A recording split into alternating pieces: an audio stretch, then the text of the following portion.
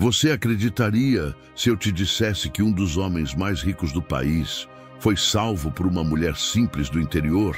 Agora segura. Esse mesmo homem era considerado estéril, sem chances de ser pai. Mas depois desse encontro com ela, além de ter a vida salva, ele descobriu algo que deixaria qualquer um de joelhos. Ela estava grávida, de gêmeos, e não era de outro homem, era dele. Essa história é real, surpreendente e vai te mostrar que nem todo milagre tem explicação científica. Antes de te contar como tudo isso aconteceu, já deixa o like e se inscreve no canal, porque essa história vai mexer com você. Arthur Valente era o tipo de homem que não passava despercebido. Dono de uma das maiores empresas de tecnologia da América Latina, acumulava prêmios, fama e cifras bilionárias. Sua cobertura em São Paulo era tão sofisticada quanto sua coleção de relógios suíços. Mas por trás de todo esse império, havia um vazio que o consumia silenciosamente. Arthur era estéril. Após anos tentando tratamentos, consultas com especialistas em fertilidade e até mesmo um relacionamento frustrado que terminou por causa disso, ele aceitou o diagnóstico como uma sentença. Seria um homem sem herdeiros, sem filhos, o último da linhagem Valente. Certa noite, voltando de um evento beneficente no interior, seu carro importado perdeu o controle numa curva sinuosa. Chovia forte. A visibilidade era quase zero. Tudo o que ele viu antes do impacto foi a árvore se aproximando com velocidade brutal. Quando acordou, estava deitado numa cama simples, em uma casa modesta, com cheiro de madeira e ervas. Seu corpo doía, mas estava vivo. Ao seu lado, uma jovem limpava seus ferimentos com cuidado. Seus olhos eram castanhos, intensos, e sua presença transmitia uma paz que ele nunca tinha sentido. "Você teve sorte", disse ela, com um leve sorriso. "Mas, se eu não estivesse passando pela trilha, você teria ficado preso naquele carro até de manhã." O nome dela era Isabela. Tinha 26 anos. Morava sozinha com a avó e trabalhava como professora em uma escola rural. Não tinha ambições grandiosas. Vivia com pouco, mas carregava um coração gigante. Arthur ficou naquela casa por 5 dias, até conseguir se recuperar.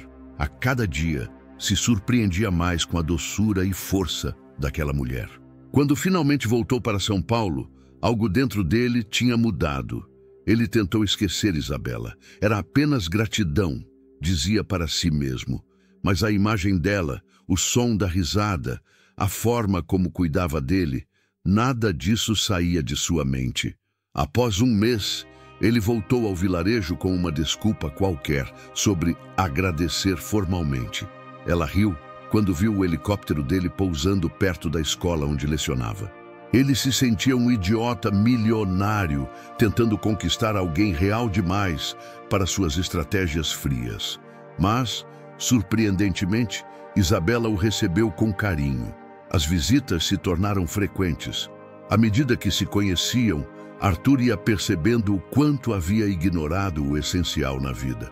Ela o ensinava a ver beleza nas pequenas coisas. Ele, por sua vez, mostrava a ela que sonhos não precisam ser pequenos. 6 meses depois, estavam apaixonados. Arthur a pediu em casamento sob uma árvore, no mesmo local do acidente. Ela disse sim, foram morar juntos, mas a diferença entre os mundos era nítida. Isabela se mantinha simples, mesmo com todo luxo à disposição. E Arthur, pela primeira vez, se sentia verdadeiramente completo, até que os fantasmas do passado voltaram. Um exame de rotina revelou algo impossível. Isabela estava grávida, não de um, mas de 2 bebês, gêmeos. Arthur entrou em choque. Aquilo não fazia sentido. Ele era estéril. Os médicos foram claros. Por um momento, a dúvida cruzou sua mente como um raio sombrio. Mas ao ver a expressão radiante de Isabela, ao segurar os exames e ouvir o coração dos bebês, ele soube. O impossível tinha acontecido. Refizeram os exames, consultaram especialistas e então a explicação veio. Arthur tinha uma condição extremamente rara que causava episódios intermitentes de infertilidade. Durante anos, seus exames apontavam esterilidade, mas havia breves períodos em que seus espermatozoides se tornavam viáveis, e em um desses momentos, Isabela o engravidou. Era um milagre, um presente da vida. O nascimento de Lucas e Helena mudou tudo. Arthur abandonou sua obsessão por lucros e números, criou uma fundação para crianças carentes, abriu escolas, financiou projetos sociais. Isabela era sua inspiração constante.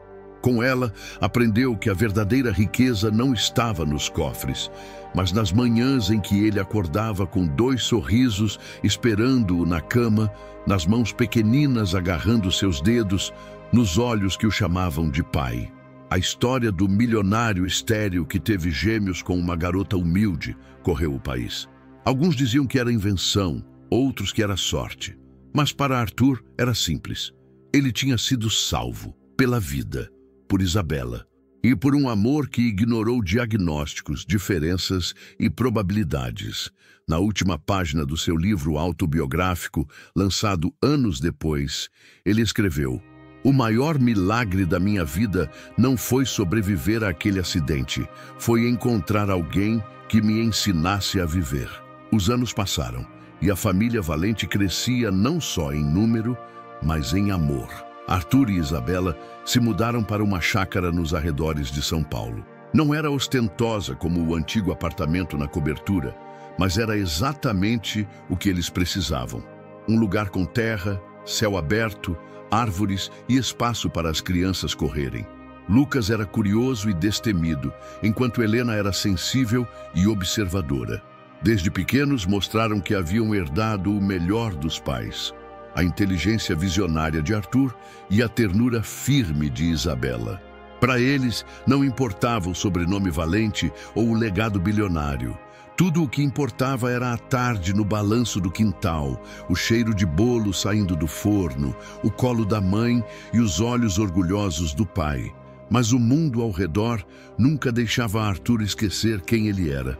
A imprensa continuava seguindo seus passos, esperando o próximo grande escândalo ou reviravolta. E então ela veio.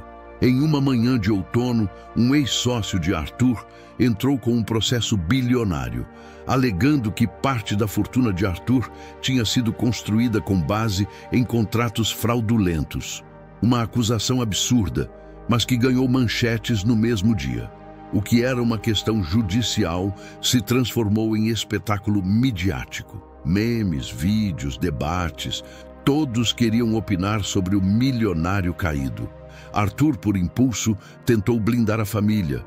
Cancelou eventos, fechou-se em casa, tentou proteger Isabela e os filhos, como se o amor deles fosse algo que o mundo pudesse roubar. Mas foi ela, mais uma vez, quem o puxou de volta à realidade. Arthur, você não é o que dizem lá fora. Você é o homem que eu vi desacordado dentro de um carro retorcido e que mesmo ali ainda respirava. Você é o pai que canta para os filhos dormirem. Você não precisa se esconder da sua verdade, disse ela, com a serenidade que só alguém que já enfrentou o mundo com muito pouco consegue ter. Com essa força, ele enfrentou o processo, provou sua inocência e, quando saiu do tribunal, não fez declarações de ódio ou vingança. Apenas pegou a mão de Isabela, olhou para os filhos esperando no carro e sorriu. A história, mais uma vez, ganhou as manchetes. Milionário inocentado escolhe se afastar dos negócios para se dedicar à família.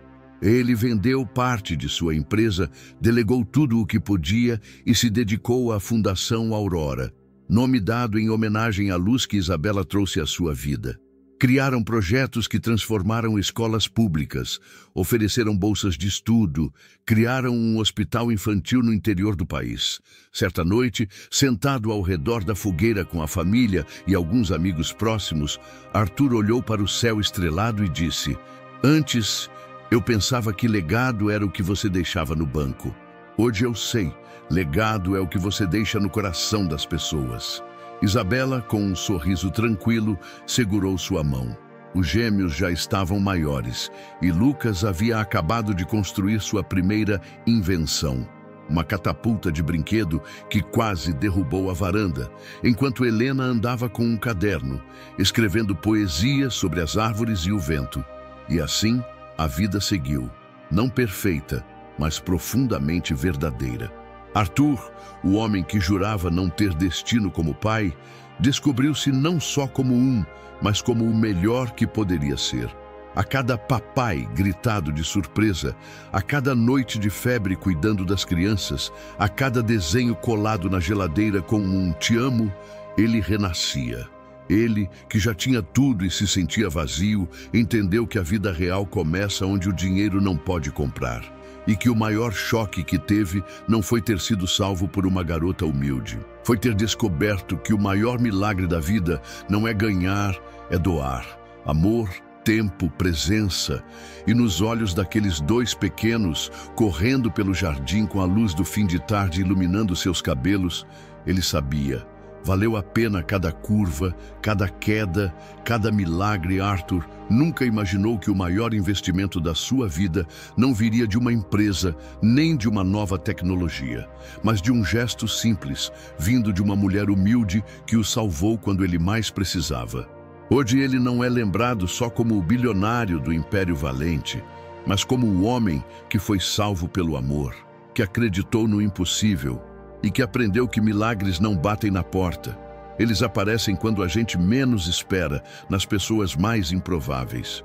E quanto aos filhos, eles cresceram com tudo o que importa: amor, valores e o exemplo de um pai que teve tudo. Mas só foi verdadeiramente rico quando teve uma família de verdade. Se essa história te tocou de alguma forma, deixa o like agora e se inscreve no canal, porque isso ajuda demais a gente a continuar trazendo histórias reais e inspiradoras como essa. Compartilha com alguém que precisa acreditar que, às vezes, o impossível só está esperando a hora certa para acontecer. Nos vemos no próximo vídeo.